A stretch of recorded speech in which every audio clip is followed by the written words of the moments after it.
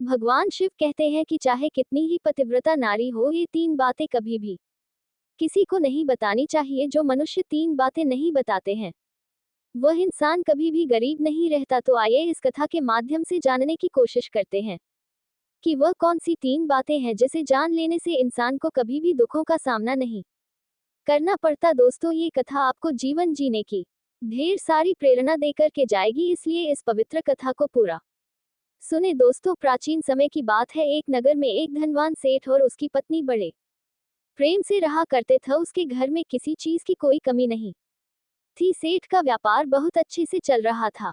उसकी पत्नी भी बहुत खुश रहती थी। इधर एक दिन भगवान शिव एक साधु का भेष धारण करके पृथ्वीलोक पर भ्रमण के लिए निकले और पहुंच गए इसी सेठ के एक सुंदर बगीचे में। इसी सेठ के बगीचे में भगवान शिव एक साधु के रूप में रहने लगे। सेठ के बगीचे में एक वट वृक्ष था। उस वट वृक्ष के नीचे साधु महाराज अपना आसन बिछाकर ध्यान किया करते थे। अब सेठ और सेठानी दोनों साधु महाराज की बहुत सेवा करते और उसकी देखभाल करते थे। सेठ हर रोज साधु महाराज को घर का भोजन देते थे और साधु महाराज भी उनसे बहुत प्रेम करने लगे। भगवान शिव जो साधु थे वह बहुत सुखी थे, क्योंकि उन्हें किसी चीज के लिए कहीं और नहीं जाना पड़ता था। सेठ उन्हें हर रोज स्वादिष्ट भोजन खिलाते थे। सेठ की पत्नी बहुत ही सरल और भोली स्वभाव की थी। उसकी एक आदत थी कि वह घर की हर बात बाहर वालों को बता दिया करती। एक दिन सेठ की पत्नी ने अपने पति से पूछा कि आपका व्यापार कैसा चल रहा है, आप कैसे इतना मुनाफा कमाते हो। अपनी पत्नी की बातें सुनकर सेठ ने सारी बात अपनी पत्नी को बता दी कि मैं अनाज का व्यापार करता हूँ। मैं सस्ते दाम में अनाज खरीदता हूँ और उसे महंगे दामों में बेच दिया करता हूँ। अपनी पति की यह बातें सुनकर सेठा नहीं बहुत प्रसन्न हुई। सोचने लगी कि मेरे पति तो बहुत ही बुद्धिमान है। ये बात तो सारे नगर वालों को पता होनी चाहिए कि मेरे पति इतने बुद्धिमान है और इतना ज्यादा धन कमाते हैं। अब सेठ की पत्नी ने पूरे नगर में यह बात फैला दी कि उनके पति इस तरीके से पैसा कमाते हैं। अब तो ज्यादातर लोग उस सेठ की तरह अनाज का धंधा करने लगे। अब अधिक लोगों के अनाज का व्यापार करने से पहले जो सेठ को सस्ते दाम में अनाज मिल जाया करता था, वही अनाज अब महंगे दाम में मिलने लगा, जिसके कारण सेठ का मना कम हो गया और धीरे धीरे वह सेठ गरीब होता चला गया। सेठ का पूरा धंधा बैठ जाता है। ये देखकर वह बहुत चिंतित और दुखी हो जाता है। एक दिन की बात है, सेठ अपने व्यापार की परेशानी से तंग आकर बगीचे में बैठा हुआ था। तभी भगवान शिव जो एक साधु थे वह वहां आते हैं और कहते हैं, क्या बात है सेठ जी, आज कुछ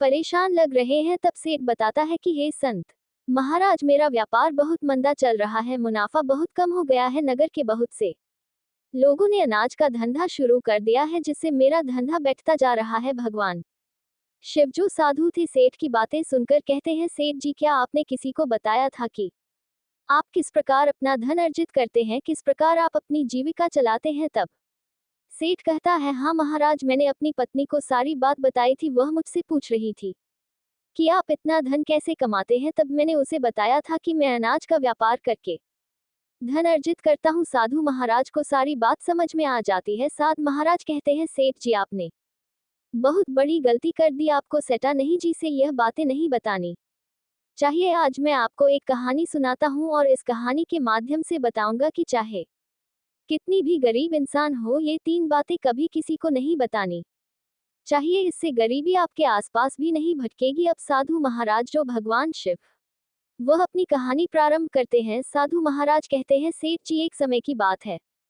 एक नगर में एक गरीब आदमी रहा करता था। वह इतना गरीब था कि अपने परिवार के लिए ठीक से भोजन भी नहीं जुटा पाता था। फिर साधु महाराज कहते हैं, सेठ जी, गरीबी मनुष्य के लिए बहुत ही मुसीबत की घड़ी होती है, क्योंकि बिना धन की गृहस्थी और घर चलाना बहुत मुश्किल होता है। फिर साधु महाराज आगे कहते हैं, सेठ जी, वह गरीब आदमी जैसे तैसे अपने घर वालों का पेट पाल रहा था। कभी उनको भोजन मिल जाया करता तो कभी भूखे पेट ही सोना पड़ता था। एक दिन उसकी पत्नी ने कहा कि देखो, हमारे पास तो धन ही नहीं है। सुबह को खा ले तो शाम की उम्मीद नहीं, और शाम को खा ले सुबह की उम्मीद नहीं। आखिर ऐसे कब तक चलेगा? मैं जैसे तैसे करके घर चला लूंगी, लेकिन आप धन कमाने के लिए परदेश चले जाए। इस प्रकार से हमारे परिवार का गुजारा नहीं चलेगा। मनुष्य के पास चाहे कितना ही धन हो, लेकिन अगर उसके पास कोई काम नहीं तो वह धन भी बेकार होता है। अगर हम कुछ नहीं करेंगे तो अपने बच्चों को कैसे पालेंगे? भूखे मरने से तो अच्छा है कि किसी की छोटी मोटी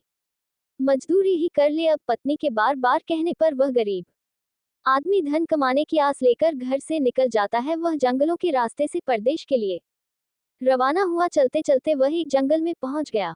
दूर की यात्रा तय करके जा रहा था, बेचारा थक चुका था, तो उसने देखा कि आगे एक छायादार बरगद का पेड़। उस शीतल छाया को देखकर वह बेचारा गरीब आदमी उस पेड़ के नीचे बैठकर आराम करने लगता है। साधु महाराज आगे कहते हैं, सेठ जी, वह गरीब आदमी उस बरगद के पेड़ के नीचे आराम से लेटा हुआ था। तभी उसने देख कि कहीं से एक सर्प आया और वह सर्प उस पेड़ पर चढ़ गया। गरीब आदमी उस सर्प को गौर से देख रहा था, सोचने लगा कि यह सर्प इस बरगद पर क्यों चढ़ रहा है और अब क्या करेगा। तभी उसने देखा कि उस पेड़ की डाल पर तोता का घोंसला था। घोंसला में तोता और मैना के बच्चे रखे हुए थे। सर्प को देखकर तोता और मैना के बच्चे डर के मारे चिल्लाने लगे। वह गरीब आदमी देखते ही समझ गया कि यह सर्प इन बच्चों को खाने आया है। सोचने लगा कि मैंने तो इन बच्चों को देख लिया है, अगर अब भी मैं इन्हें नहीं बचाता हूं तो मुझे बहुत पाप लगेगा। अब बच्चे तो बच्चे ही होते हैं, चाहे वह इंसान के हो या किसी पक्षी के। बच्चों को हमेशा रक्षा करनी चाहिए। उधर तभी वह गरीब आदमी उठता है और फटाफट बरगद के पेड़ पर जाता है। उसने उस सर्प को मार दिया और मारकर नीचे फेंक दिया। फिर उसी बरगद के पेड़ के नीचे आकर लेट जाता है। तोता और मैना के बच्चे अपनी रक्षा करने वाले उस गरीब आदमी को मन ही मन बहुत दुआएं देने लगे। कुछ समय बाद तोता और मैना अपने बच्चों के पास आते हैं। अपने माता पिता को पास आया देखकर उनके बच्चे बहुत खुश हो और उन्हें पूरी घटना बताते हैं कि आज इस वृक्ष के नीचे जो इंसान लेटा है वह हमारे लिए देवदूत बनकर आया है, हमें खाने के लिए। एक भयंकर सर्प आया था, इसी इंसान ने उस भयानक सर्प को मारकर हमारे प्राण बचाए। अगर यह इंसान उस सर्प को नहीं मारता तो आज हम घोंसले में जीवित नहीं होते। इसका हम पर बड़ा एहसान हो गया है। अपने बच्चों के मुख से उस मुसाफिर की प्रशंसा सुनकर तोता और मैना बहुत खुश होते हैं। तोता उसके पास पहुंचता है और कहता है, हे मनुष्य, तुमने आज हमारे बच्चों की जान बचाकर हम पर बड़ा उपकार किया है। आप कौन है और कहाँ जा रहे हो? तोता की बात सुनकर वो गरीब आदमी कहता है कि मैं एक गरीब आदमी हूँ और धन कमाने के लिए परदेश जा रहा हूँ। सफर का थका हारा था तो इस बरगद की छाया में बैठकर आराम करने लगा। तब मैंने देखा कि एक सर्प तुम्हारे बच्चों को खाने के लिए तुम्हारे घोंसले के पास जा रहा था। मैंने उसे मार डाला। फिर तोता कहता है, भाई, तुमने हम पर बहुत बड़ा उपकार किया है।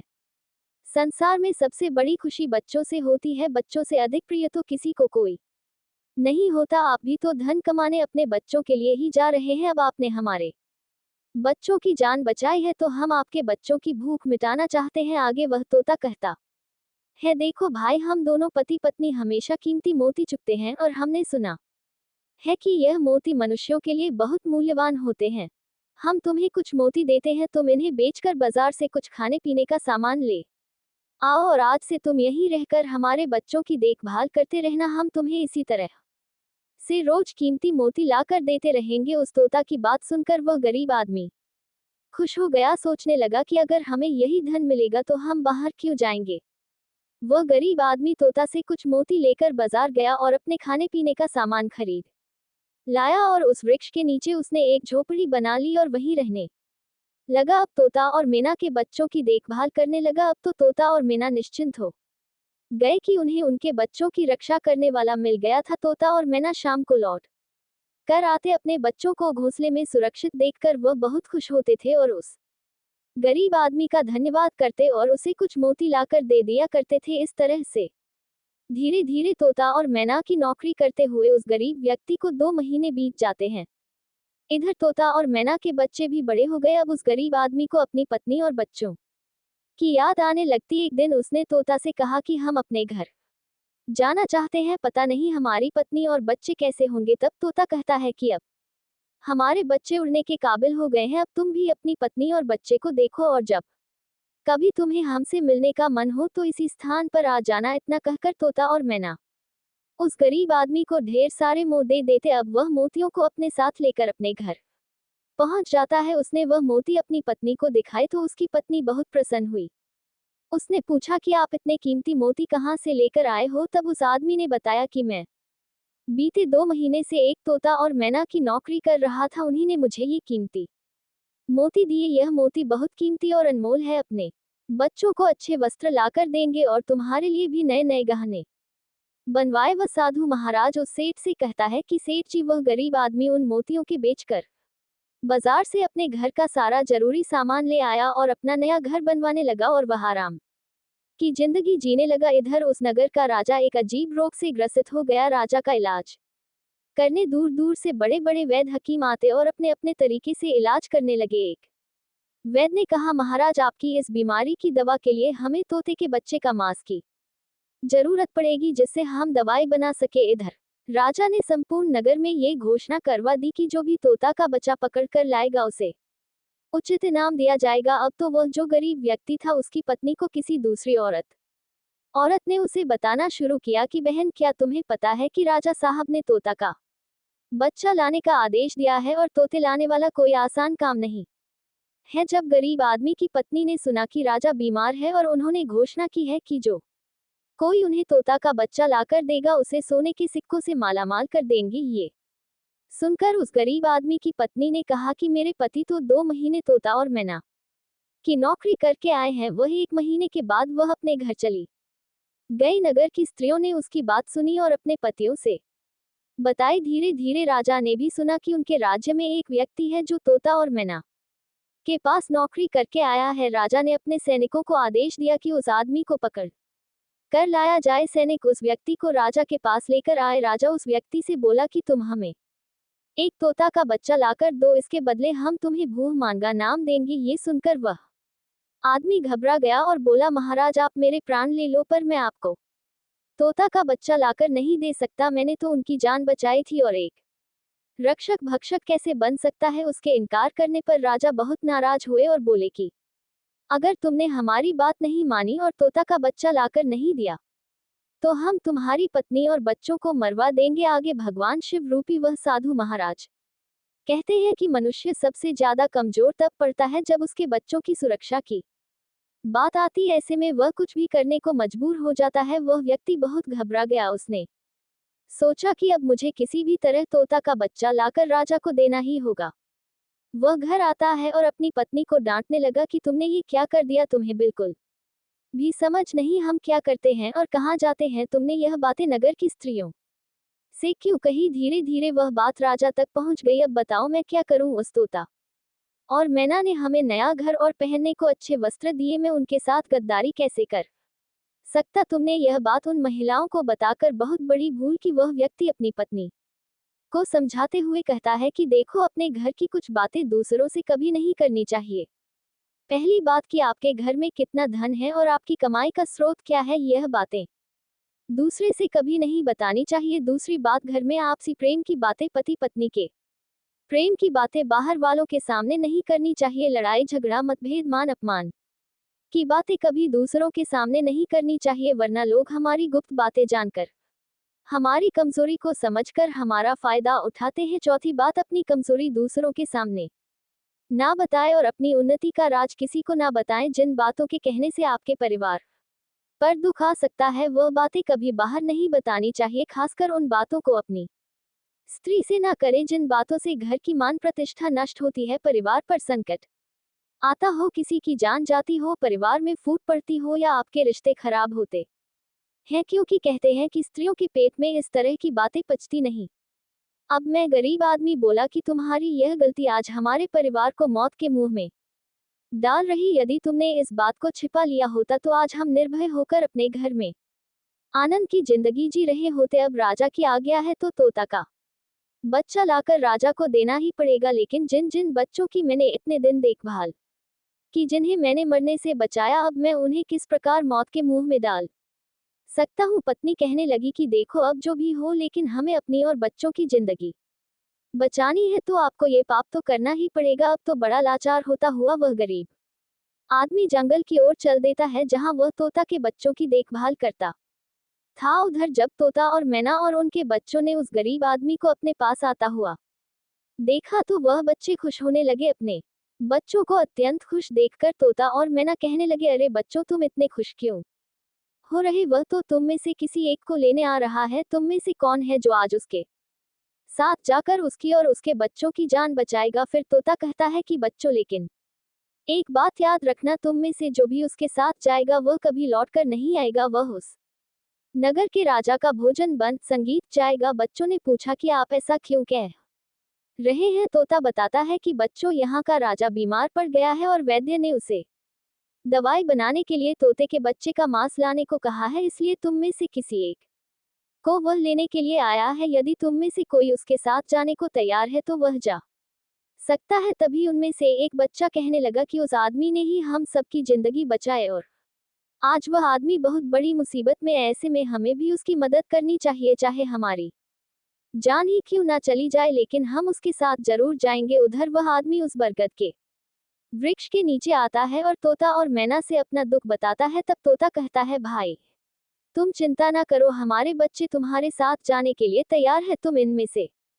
किसी एक को ले जाओ। अब वह गरीब आदमी उनमें से एक तोता के बच्चे को लेकर लौट जाता है और राजा को ले जाकर दे देता है। राजा उस तोते के बच्चे को एक पिंजरे में बंद करवा देते हैं और अपने नौकर को रखने के लिए कहते हैं। राजा कहता है कि कल वैद्य को बुलाकर इसे वैद्य को दे देंगे जिससे वैद्य दवाई बना सके। इधर क्या होता है कि उस राजा का एक बेटा था जो पशु पक्षियों से बहुत प्रेम करता था। उसे यह नहीं पता था कि यह तोता उसके पिता के दवाई के लिए लाया गया है। वह अपने मित्रों के साथ उसी जगह पर खेल रहा था जहां तोता का बच्चा पिंजरे में कैद था। राजकुमार ने जब एक सुंदर तोते को पिंजरे में बंद देखा तो वह उसके साथ खेलने लगा। तभी राजकुमार का एक मित्र कहता है कि मित्र, तुम इस पक्षी को बाहर निकालो, ये कितना सुंदर तोता है, पिंजरे में इसका रहना बिल्कुल सही नहीं, हम इसे आजाद कर देते। अपने मित्र की बातें सुनने के बाद राजकुमार उस तोते के बच्चे को पिंजरे से बाहर निकाल देता है। जैसे ही वह पिंजरा खोलता है, तोता का बच्चा आकाश में उड़ जाता है। धीरे धीरे यह बात राजा तक पहुंची कि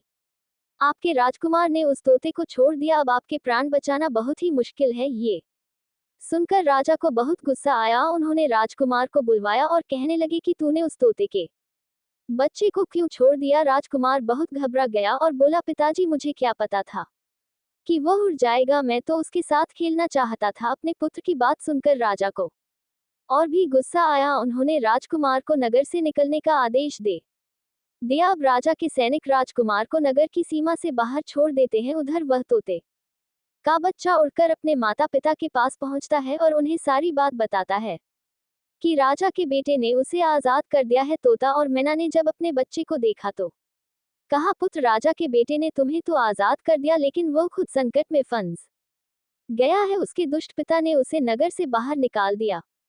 अब उसकी जिंदगी की जिम्मेदारी तुम्हारे ऊपर है, तुम जाओ और उसकी मदद करो। वह तोता का बच्चा राजकुमार की मदद करने के लिए उसके पास पहुंच जाता है। राजकुमार उसे देखते ही पहचान लेता है कि यह तो वही पक्षी है जिसे मैंने पिंजरे से आजाद किया। राजकुमार कहता है कि तुम्हारी वजह से मुझे मेरे पिता ने नगर से निकाल दिया है, अब तुम ही बताओ कि मैं क्या करूं, कहां जाऊं? तोता कहता है, मित्र, तुम चिंता मत करो, तुमने मेरी जान बचाई थी इसलिए मैं तुम्हारी मदद करने आया हूं। सुख दुख में अब मैं तुम्हारे साथ ही रहूंगा। अब राजकुमार खुश हो जाता है क्योंकि उसे कम से कम एक साथी तो मिला। अब तोता और राजकुमार दोनों एक दूसरे के राज्य में पहुंच जाते हैं। चलते चलते वे दोनों एक सुंदर से बगीचे में पहुंचते हैं। उस बगीचे में वहां के राजा की पुत्री भी अपनी सहेलियों के साथ घूमने आया करती थी। उस राज्य के राजा की कन्या का नाम चंद्र प्रभा था। राजकुमारी चंद्र प्रभा बहुत ही सुंदर थी और उसकी खूबसूरती की चर्चा पूरे नगर में होती थी। राजकुमार और तोता उसी बगीचे में बैठे हुए थे। तभी वहां राजा की पुत्री चंद्रप्रभा अपनी सहेलियों के साथ बगीचे में घूमने आती राजकुमारी को देखकर राजकुमार वृक्ष के पीछे छुप जाता है और तोता राजकुमारी के सामने पहुंच जाता है। राजकुमारी उस सुंदर तोता को देखकर मोहित हो जाती है। वह उसे पकड़ना चाहती है लेकिन तोता उसकी पकड़ में नहीं आता। यहाँ राजकुमार राजकुमारी चंद्रप्रभा की सुंदरता पर मोहित हो जाता है। कुछ समय बगीचे में टहलने के बाद राजकुमारी अपने महल में लौट जाती। अब तो राजकुमार पूरी तरह से राजकुमारी पर मोहित हो जाता है। अब राजकुमार उस पोते से कहता है कि तुम मुझे उस राजकुमारी से मिलवा दो, मैं उसके बिना अब रह नहीं पाऊंगा। तोता कहता है, मित्र, तुम मुझ पर भरोसा रखो, मैं पता लगाकर आता हूँ कि राजकुमारी कहाँ रहती है और तुम उससे कैसे मिल सकते। अब तोता राजकुमारी चंद्रप्रभा के पास जाता है। राजकुमारी के महल में चारों तरफ पहरेदार था, लेकिन तोता उड़ता हुआ ऊपर से जाता है और जाकर राजकुमारी के कक्ष के बाहर बैठ जाता है। तोता वहां से सारा नजारा देखकर राजकुमार के पास आता है और सारी बात आकर राजकुमार को बताता है कि महल में जाकर राजकुमारी से मिलना बहुत मुश्किल है। तोता कहता है, तुम एक काम करो, अपना रुमाल मुझे दे दो, मैं तुम्हारा रुमाल आज राजकुमारी के पास पहुंचा दूंगा और उसकी चुनरी लेकर आऊंगा। अब रात में तोता राजकुमार का रुमाल लेकर राजकुमारी के कक्ष के पास छोड़कर राजकुमारी की चुनरी साथ ले जाता है। सुबह जब राजकुमारी जागती है तो देखती है कि उसके पास एक रुमाल रखा। राजकुमारी तुरंत समझ जाती है कि रात में कोई पुरुष उसके कक्ष में आया था। उसने देखा कि उसकी चुनरी गायब है और उसकी जगह किसी पुरुष का रुमाल रखा हुआ है। राजकुमारी बहुत व्याकुल हो जाती और अपने सभी सिपाहियों को सावधान कर देती। सभी सिपाहियों से पूछती है कि रात में उसके पास कौन आया था, लेकिन किसी के पास कोई जवाब नहीं होता। अब कुमारी के कक्ष की सुरक्षा और बढ़ा दी जाती। अगले दिन फिर से तोता राजकुमारी के कक्ष में जाता है और अपने मित्र द्वारा लिखी हुई चिट्ठी को राजकुमारी के पास रखकर आ जाता है। अगले दिन जब राजकुमारी जागती है और उस चिट्ठी को पढ़ती है तो उसमें लिखा होता है कि राजकुमारी, मैंने जब से तुम्हें देखा है तब से मैं तुम्हारा हो गया हूँ। मैं तुमसे विवाह कर चाहता। अगर तुम्हें मुझसे मिलना है तो तुम अपने बगीचे में आ जाना, मैं तुम्हें वहां मिल जाऊंगा। अब राजकुमारी अपनी सहेलियों को लेकर बगीचे में आती, लेकिन वहां उसे कोई पुरुष नजर नहीं आता। वहां तो सिर्फ वही तोता घूम रहा था जिससे उसने उस दिन देखा। अब तोता राजकुमारी से कहता है कि राजकुमारी, तुम जिसे ढूंढ रही हो मैं तुम्हें उससे मिलवा सकता हूँ, लेकिन पहले तुम मुझे वचन दो कि तुम मेरे मित्र को बंदी नहीं बनाओगी। राजकुमारी ने वचन दिया कि वह उसे बंदी नहीं बनाएगी। राजकुमारी उस तोते से कहती है कि अब तुम मुझे उससे मिलवा दो, मैं भी देखना चाहती हूँ कि वह कौन है जो इतनी सख्त पहरे के बावजूद मेरे कक्ष में पहुंच गया। तब तोता ने अपने मित्र राजकुमार को बुलाया। राजकुमार भी देखने में बहुत सुंदर था। राजकुमार को देखकर राजकुमारी भी उस पर मोहित हो जाती। राजकुमारी ने उस राजकुमार से पूछा कि तुम कौन हो और इतने कड़े पहरे के बाद भी तुम मेरे कक्ष तक कैसे पहुंच गए। राजकुमार ने कहा कि जब दिल में प्रेम हो तो कोई भी कार्य असंभव नहीं होता। जब से मैंने तुम्हें देखा है तब से मैं तुम्हें प्रेम करने लगा हूं और तुमसे विवाह करने की इच्छा रखता हूं। जब राजकुमारी ने पूछा कि तुम कौन हो और कहां से आए हो, तब राजकुमार ने अपनी पूरी राम कहानी उसे सुना दी। राजकुमार की राम कहानी सुनने के बाद राजकुमारी के मन में उसके लिए सहानुभूति हो गई। अब तो रोज राजकुमारी चंद्रप्रभा उस राजकुमार से मिलने उस बगीचे में आया करती। एक दिन राजकुमारी ने कहा कि राजकुमार, मेरे पिता तुम्हारे साथ मेरा विवाह कभी नहीं करेंगे, इसलिए मैं तुम्हारे साथ भाग चलती हूँ और कहीं दूसरी जगह चलकर हम अपना विवाह कर लेंगे और आनंद पूर्वक रहेंगे। अब तो राजकुमारी उस राजकुमार के साथ घोड़े पर सवार भाग जाती और काफी दूर जाने के बाद एक झोपड़ी बनाते हैं और विवाह करके दोनों साथ रहने लगते हैं। दोनों को रहते रहते बहुत समय बीत जाता है और वह तोता भी उन्हीं के साथ रहता है। अब साधु महाराज उस सेठ से कहते हैं, सेठ जी, एक दिन वह तोता उस राजकुमार से कहता है, मित्र, अब आप अपने घर चले जाए। अब आपके पिता का गुस्सा भी शांत हो चुका होगा। अब आपके पिता आपसे कुछ नहीं कहेंगे। जब वह आपको अपनी बहू के साथ देखेंगे तो वह आपको माफ कर देंगे। उस तोते की बात मानकर वह दोनों राजकुमार और उसकी पत्नी अपने नगर के लिए चल देते हैं। चलते चलते रास्ते में एक नदी पड़ती है। उस नदी पर एक नाविक चलाता था। राजकुमारी अपनी पत्नी को लेकर नाव में बैठ जाता है। जैसे ही नाव नदी के बीच में पहुंचती है तो राजकुमार ने देखा कि एक चूहा बार बार नाव पर चढ़कर आता है, लेकिन वह नाविक उसे हटाकर नदी में गिरा देता है। कई बार उस चूहे को नाविक हटा देता था। तब राजकुमार कहने लगा, अरे ये बेचारा इस प्रकार से तो पानी में डूबकर मर जाएगा, इसलिए अपने प्राणों की रक्षा करने के लिए इस नाव पर चढ़ रहा। इसे चढ़ जाने दो। जब राजकुमार ने नाविक से कहा कि आप इस चूहे को चढ़ जाने दो, तो राजकुमार के कहने पर उस नाविक ने उस चूहे को अपनी नाव पर चढ़ने दिया। जैसे ही चूहा नाव के अंदर गया, मैं अंदर जाकर छुप गया। थोड़ी देर बाद उन्होंने देखा कि नाव के अंदर धीरे धीरे पानी आने लगा, पानी भरने लगा। जब नाव में पानी बढ़ने लगा तो नाव पानी में डूबने लग। धीरे धीरे जब नाव पूरी तरह डूब गई तो इस समय राजकुमारी और राजकुमार पानी में बहने लगे। पानी के बहाव से राजकुमार बहुत दूर पहुंच गया और राजकुमारी चंद्रप्रभा भी उसी पानी में बहती हुई एक दूसरे राज्य के राजा के बगीचे में जा पहुंचे। बगीचे में रहने वाला माली जब राजकुमारी को बेहोश अवस्था में नदी के किनारे पड़ा देखता है तो वह जाकर राजा को ये खबर देता है। राजा जब सुंदर लड़की को देखता है तो वह उस पर मोहित हो जाता है और सुंदर राजकुमारी को देखकर उसे अपने महल में ले आता है और राजवैद्य से उसका इलाज करवाता है। राजकुमारी ठीक हो जाती है तो एक दिन वह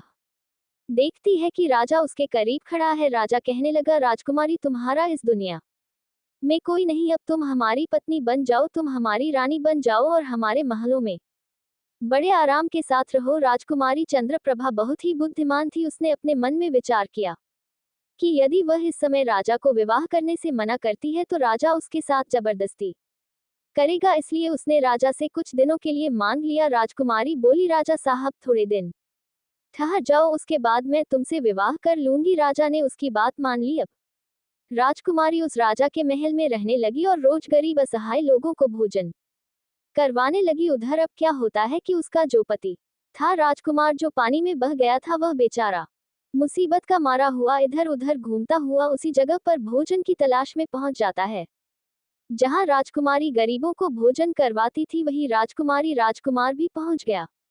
राजकुमारी ने उसे देखते ही पहचान लिया और उसकी आंखों में आंसू आ गए। राजकुमारी ने राजकुमार को एकांत में बुलाया और उसे सारी बात बताई। उसने कहा कि स्वामी, आप यहाँ आराम से रहिए और इसी राजा की नौकरी कीजिए, जब हमें मौका मिलेगा तब हम यहाँ से भाग चलेंगे। और राजकुमार उसकी बात से सहमत हो गया और राजा का नौकर बनकर महल में रहने लगा। वह राजकुमारी की सहायता करने लगा और गरीबों को भोजन परोसने लगा, लेकिन राजा को यह नहीं पता था कि राजकुमार उसका पति है।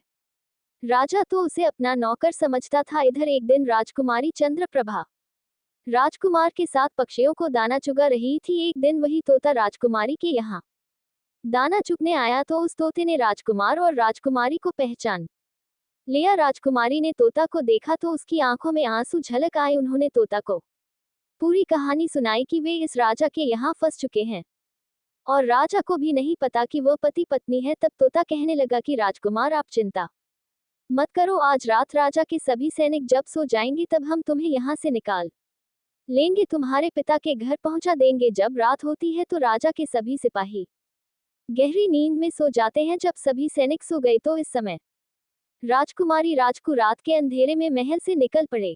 राजकुमार अपने पिता के राज्य में पहुंच गए। राजकुमार अपनी पत्नी को साथ लेकर अपने पिता के पास पहुंचा। उन्हें देखकर राजकुमार का पिता बहुत प्रसन्न हुआ। उसे अपनी करनी पर पश्चाताप हुआ कि उसने अपने पुत्र को नगर से निकालकर बहुत बुरा किया। वह बार बार अपने पुत्र से क्षमा मांगता। तब राजकुमार ने बताया कि पिताजी, मेरी रक्षा इस तोते ने की जिसे आप मारना चाहते थे। उसी ने मेरे प्राण बचाए हैं और मुझे शत्रुओं से छुटकारा दिलाया है। राजकुमार के मुख से तोते की बात सुनकर राजा बहुत प्रसन्न हुआ और उसी दिन से राजा ने प्रण किया कि आज से हमारे राज्य में कोई भी पशु पक्षियों को नहीं मारेगा और सभी लोग उन्हें दाना देंगे। वह साधु महाराज उस सेठ से कहते हैं, सेठ जी, इस प्रकार कुछ बातें बताने पर जीवन में घोर संकट आ सकता है, इसलिए यह बातें किसी को भी नहीं बताना चाहिए। जिससे आपने अपनी पत्नी को बताया कि आप किस प्रकार धन अर्जित करते हैं और आज आपका व्यापार खतरे में। सेठ को अपनी गलती का एहसास होता है और वह अपनी पत्नी को समझाते हैं कि तुम इन बातों को किसी को मत बताया करो। दोस्तों, मैं आशा करता हूँ कि यह कहानी आपको जरूर पसंद आई होगी। कहानी पसंद आई हो तो हमारे वीडियो को लाइक और सब्सक्राइब करें। धन्यवाद।